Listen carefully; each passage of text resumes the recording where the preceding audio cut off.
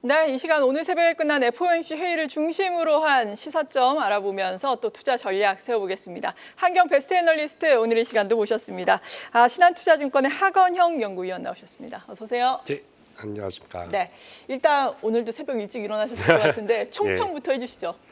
우선 총평을 말씀 좀 드리면은 연준은 계속적으로 신중함을 좀 강조했다라고 총평을 좀 드릴 수가 있을 것 같아요. 그리고 또 하나는 선제적 인하에 대한 가능성을 좀 차단했는 이러한 부분들이 관찰됐던 연준이었다. 이렇게 말씀을 좀 드리고 있습니다. 네, 이에 따라서 지금 6월에도 기준금리가 동결될 가능성이 확실히 더 높아진 상황이잖아요. 그렇다면 전반적인 앞으로의 통화정책 측면에서 보자면은 개인적인 전망이 바뀌셨나요? 어떻습니까?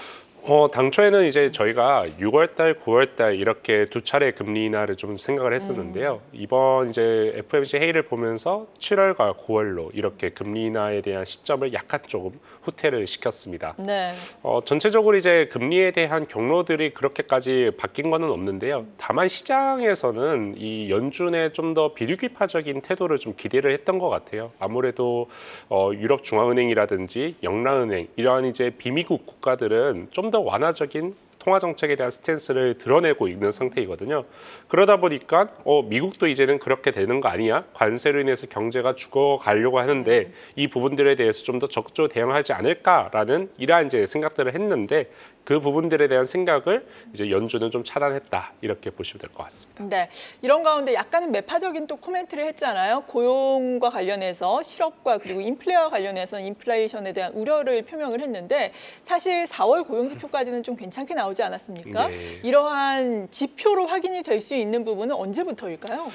우선은 다음 달 지표부터도 약간씩 이제 위축이 되긴 할 겁니다. 네. 그러니까 왜 4월 달 지표가 생각보다 괜찮았냐라고 했을 때는 1월부터 3월까지 수입이 엄청 빨리 늘어났거든요. 미국 내에서 관세에 대한 충격을 좀 회피하기 위해서 미리 이제 수입을 늘려서 관세에 대한 비용 전가를 좀 덜 하고 있는 네. 상태예요. 근데 이 부분들은 결국에 4월 달, 5월 달 이렇게 가면 갈수록 좀 더 늘어나겠죠. 그래서 연준에서는 이 부분들을 여름철 정도의 충격이 확대가 될 수 있다라는 우려들을 갖고 있고 저희도 여름철에 데이터상에서 꺾이는 속도는 제일 빠를 가능성이 높다라고 보고 있는데 다만 5월 달부터는 점진적인 둔화는 좀 나올 것 같다. 하지만 시장이 우려하는 정도의 수준의 경기에 대한 둔화는 아마 6월 달, 7월 달 이 사이에 좀 확인되지 않을까라고 보고 있습니다. 네, 앞서서 이에 따라서 7월과 9월 두 차례 정도 기준금리 인하 가능성을 또 예상하고 계시다라고 말씀해 주셨는데 이러한 지표를 통해서 경기가 더 급속하게 둔화가 된다면 추가적인 금리 인하도 또 가능하겠죠? 예, 그렇죠. 그러니까 결국엔 저희가 계속적으로 말씀 좀 드리는 것들 그리고 투자자분들한테 말씀 좀 드리는 이유는 네. 연준이 먼저 대응하지 않는다라는 관점입니다. 그냥 많은 분들이 연준에 대해서 금리 인하의 횟수나 아니면 시점 이런 것들을 많이 여쭤보시는데요. 사실 그렇게 물어보는 이면에는 연준이 경제나 금융시장을 좀 살려주지 않을까라는 그렇죠. 예. 이러한 부분에서 물어보시는 거거든요. 근데 그렇지 않을 거다.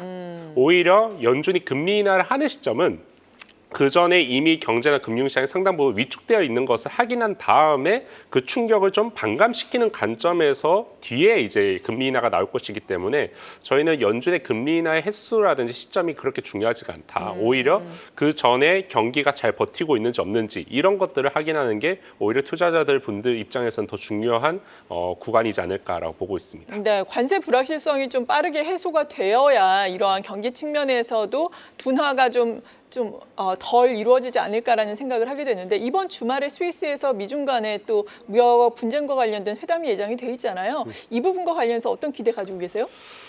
우선은 이제 시장에서 생각했던 이 수준은 정말 높았던 수준. 지금은 145% 관세 부과를 하고 있는 상태이거든요. 145%면은 사실상 미국과 중국은 교역이 단절됐다라고 그렇죠. 보시면 될 것 예. 같아요. 근데 이제 그 부분들이 좀 조정될 수 있는 정도는 나오겠죠. 그래서 저희가 기대하는 수준은 50에서 60% 사이 이렇게 좀 보고 있는데요. 근데 50에서 60%도 정말 높은 편입니다. 그럼요. 원래 이제 미국이 중국한테 관세를 부과했던 거는 바이든 정부하에서 25% 정도였거든요. 근데 그거에 관세가 조정이 돼도 여전히 2배다라는 것은 상당한 충격이 남을 수밖에 없다라고 보고 있습니다. 그래서 관세 관련된 부분들 이렇게 말씀 좀 드려요. 관세 자체에 대한 불확실성은 정점을 지난 건 맞다. 네. 하지만 관세로 인한 충격은 아직까지 시작도 안 했다. 이렇게 말씀을 좀 드리고 있습니다. 네, 불확실성은 정점을 지났지만 관세로 인한 충격은 시작도 안 했다. 그러니까 경제 지표로 차차 드러날 것이다. 예. 그리고 연준은 이 경제 지표를 보면서 차차 대응을 할 예. 것이다. 참 긴 싸움이 될 것 같습니다. 달러화 가치는 어떻게 생각하시는지 모르겠거든요. 최근에 어제 또 달러화에 대한 원화 가치가 또 1,400원을 하회하지 않았습니까? 네. 이 부분은 어떻게 전망하고 계십니까? 우선 시장의 참여자들이 이번에 트럼프의 관세 정책에 대해서 평가를 하는 게 바로 그거와 동일하다라고 네. 보고 있습니다. 그러니까 미국 입장에서는 전혀 이로운 싸움이 아니다라는 생각을 하고 있는 거거든요. 그러니까 미국이 지금 현재 관세 전쟁을 하는 이유는 이 교육을 통해서의 달러가 외부로 유출되는 거를 최대한 줄이고 싶다. 그런데 미국이 지금 현재 과연 이 제조업을 중심으로 해서 경제가 성장하느냐라고 하면 그렇지가 않잖아요. 미국은 서비스 또는 금융 이런 쪽을 통해서 달러 가치가 그동안 올라왔었는데 이러한 이제 트럼프의 정책은 이쪽에서는 결코 유리하지 않다라는 거죠. 그러다 보니까 이 부분들에 대한 판단들이 최근에 달러의 약세를 야기를 하고 있다라고 보고 있고요. 저희는 의미 있는 관세에 관련된 조정이 없는 이상은 실제적으로 달러의 약세 흐름들은 좀 더 이어질 수밖에 없다. 이렇게 말씀 좀 드리고 있습니다. 네. 그리고 원달러가 큰 폭으로 하락한 것이 대만 달러의 흔들림의 영향도 있었잖아요. 아시아 주요 통화가 모두 좀 약간 흔들렸는데 대만 달러 같은 경우에는 어떻게 그 흐름을 보셨는지 궁금하거든요. 미국과의 무역 분쟁 과정에서 이렇게 정말로 나온 것인지 어떻게 해석하고 계십니까? 그래서 지금 현재 큰 틀에서는 약달러의 추세가 좀 자리를 잡았다라 보고 있어요. 그리고 아마 대만 달러의 경우에도 결국에는 루머가 아마 돌았을 겁니다. 그렇죠. 루머가 돌아서 투기적인 수요가 대만 달러를 어느 정도 매수세로 임하다 보니까 좀 더 단기적으로 이 대만 달러가 강세를 보였는데 네. 이렇게 이제 가능한 이유도 결 근간에는 약달러에 대한 그림들이 깔려 있기 때문에 이제 이런 모습들이 관찰되고 있다는 거죠. 그래서 이러한 이제 출렁출렁임은 사실은 한 번씩은 발생이 됩니다. 다만 이 흐름들이 출렁이겠지만은 방향성이 완만하게 전개가 될 가능성이 높기 때문에 이번에도 바로 대만 달러가 좀 메이크업이 다시 이루어지지 않았나라 보고 있어서 결국엔 추세는 아래로 잡히는데 우리가 생각했던 대로 빠른 속도로 가지는 않을 것 같다. 그리고 이게 의도적으로 대만이라든지 한국이라든지 환율 절상에 대해서 뭔가 이 공개된 형태로 합의를 할 이유는 80년대랑은 그렇죠. 매우 적다. 이렇게 보시면 될 것 같습니다. 네, 이런 가운데 또 아시아 주요 통화가 흔들리면서 중국 같은 경우에는 지준율을 좀 인하를 했잖아요. 예. 이러한 부분 위안화의 추가적인 뭐 약세 가능성에 대해서는 어떻게 바라보고 계세요? 우선 이제 많은 분들이 중국이 이제 인민은행이 금리 인하도 하고 지준율도 인하를 하니까 위안화 약세를 위한 부분이지 않겠냐라는 네. 우려들 아니면 생각들을 좀 하시는데 저는 일단 중국은 위안화를 의도적 약세를 유도하기 위해서 정책을 펼치지는 않을 거다라고 보고 그러면은요? 있습니다. 오히려 이제 이런 정책이 들어가는 이유들은 이 중국 내에서의 경기에 대한 하방 위험. 그러니까 지금 현재 중국이 겨우 부동산 경기가 바닥에서 조금씩 올라오고 있는 상태이거든요. 근데 여기에서 대외 충격이 더해지다 보면은 이 올라오는 게 다시 꼬꾸라질 수가 있잖아요. 그러니까 꼬꾸라질 수 있는 부분들을 미연히 방지하고자 이 중국은행이 이 인민은행이 금리 인하를 생각보다 빨리 전개를 했다라고 보시면 되겠고요. 미국에 비해서 중국이 좀 더 빨리 할 수 있는 이유는 중국은 물가가 낮습니다. 그러니까 좀 더 공격적인 통화 정책, 재정 정책이 가능할 수 있다. 이렇게 보시면 될 것 같습니다. 네, 중국 같은 경우에는 최근에 경기 부양이 잘 이루어지고 있는 건가요? 대내적으로는? 대내적으로는 잘 이루어지고는 있죠. 아직까지 이제 관세 충격이 본격화가 되어 있지 않았다 보니까 그 부분들도 데이터상에서 확인을 하지 않고 있고, 네. 그리고 여기에 이제 정책에 대한 효과만 내수 지표에 반영이 되고 있는 상태이거든요. 그러니까 지표상에서는 오히려 좀 생각보다 빨리 올라오고는 있습니다. 그래서 1분기의 GDP도 생각보다 좋았고, 그리고 소매 판매라든지 투자 관련된 내수 관련된 지표들도 생각보다 좋았던 이유가 바로 그런 부분이다라고 보시면 되는데요.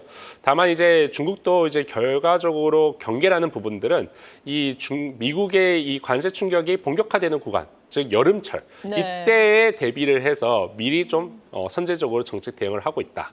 근데 미국은 그걸 못하고 있다. 이게 차이가 좀 있다라고 보시면 될 것 같습니다. 네, 그렇다면 중국은 올해 상당히 경기 부양을 위해서 노력을 하고 있는데 관세 충격을 받는다면은 이 노력이 좀 상쇄가 될까요? 어떻습니까? 어떻게 전망을 하고 계세요?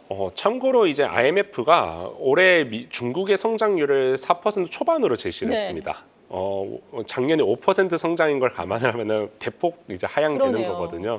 근데 저희는 이제 이 확장 재정, 통화 정책에 대한 공격적인 집행 이런 것들을 가정을 해서 4.6%로 제시를 하고 있거든요. 그러니까 뭐 일부 이제 까이는 부분들은 있겠지만 네. 그래도 회복될 부분들은 내수 쪽에서 좀 올라올 것 같다. 그래서 이게 서로 상충된다. 그렇게 보시면 되겠고요.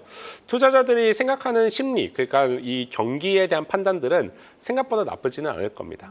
그래서 이 관세 관련된 불확실성은 있겠지만은 이 정책으로 좀 그게 받쳐지는 이러한 그림들이 중국은 좀 나올 것 같다. 이렇게 말씀 좀 드리고 있습니다. 네, 그리고 나오실 때마다 저희가 간간히 금값에 대해서 예, 여쭤보고 있는데 그렇죠. 지난번에 3,000원대 여쭤봤어요. 10% 추가 상승 여력이 있다라고 예. 말씀을 해주셨는데 정말 또 같습니다. 예. 3,400을 상회를 하다가 잠깐 조정을 받다가 다시금 그 정도 위치까지 사상 최고가에 올라서고 있는 듯한 모습이거든요. 예. 앞으로의 방향성도 꾸준히 우상향 기조를 좀 이어나갈까요? 우선 트럼프의 관세 전쟁이 아예 사라지지 않는 이상은 금값은 구조적인 상승 구간에 좀 전개가 되어 있다. 이렇게 말씀 좀 드리고 있고요. 네. 이제 또 하나 이제 그러면 적정 가치가 얼마 정도냐에 대한 이제 생각들 이런 이제 기대들이 있을 텐데요. 저희가 이제 이 적정 가치를 이제 평가를 할 때 달러의 가치 그리고 실질 금리 그리고 현재 이 신흥국 중앙은행들이 금을 사고 있는데 그거에 대한 규모 이 세 가지를 가지고 추산을 하거든요. 그걸 이제 추산을 해봤을 때 연말 한 3,600달러가 또 나옵니다. 그러니까 원래 당초에는 3,300달러 정도가 연말의 적정 값이었는데 최근에 올라왔어요. 그 이유가 뭐냐? 결국에는 두 가지가 있었죠. 달러 가치가 생각보다 빨리 빠졌다. 그리고 두 번째는 실질 금리가 올라가기보다는 내려갈 가능성이 높아졌다. 이 두 가지가 겹치다 보니까 지금 현재 적정 가치가 더 올라갔습니다. 참고로 지금 현재 이 금 가격을 감안을 해보면 또다시 한 6, 7%의 추가 상승 여력이 그냥 적정 가치로만 좀 나올 수 있다라고 네. 보고 있고요. 이게 이제 적정 가치이다 보니까 결국엔 그 과정 속에서 오버슈팅도 분명히 나올 수밖에 없거든요. 그래서 아직까지는 금에 대한 투자 매력이 여전히 남아있다. 이렇게 말씀 좀 드리고 있습니다. 네, 많은 분들이 또 궁금하셨을 만한 부분입니다. 앞서서 환율에 대한 이야기도 잠깐 나눠봤는데 원화 가치의 상승을 우리가 염두를 해둔다면 어제 같은 경우에는 정말 외국인이 거래소에서 큰 폭으로 순매수를 했잖아요. 외국인의 수급의 변화도 조심스럽게 또 예상을 해볼 수 있을 텐데 외국인 수급의 변화에는 또 원화 가치의 상승만이 있는 게 아니잖아요. 추가적인 요인들 어떤 것들이 필요하겠습니까? 외국인의 수급에서 가장 중요한 것은 네. 결국 반도체 경기입니다. 네. 외국인이 돌아오면은 이제 반도체에 대한 주가가 다시 좋아질 수 있다라고 보시면 되는데요. 그런데 이제 이 트럼프의 관세 정쟁이 계속 지속이 된다라고 하면은 가장 타격을 많이 받는 것 중 하나가 반도체가 될 수밖에 없습니다. 반도체는 이제 중간재이다 보니까 이 중간에 들어가 있는 부분들은 교육이 축소가 되면은 그에 맞춰서 같이 이제 위축이 되거든요. 근데 최근에 이제 외국인도 좀 돌아왔고 반도체 주가가 그래도 좀 저점 대비해서 반등을 했던 이유는 사실 글로벌 그냥 전체적인 이러한 레거시 반도체라고 해야 되나요? 일반적인 전자제품이라든지 B2C 소비자들한테 들어가는 것은 줄어들 수 있는데 생각보다 AI 관련된 수요가 나쁘지가 않았습니다.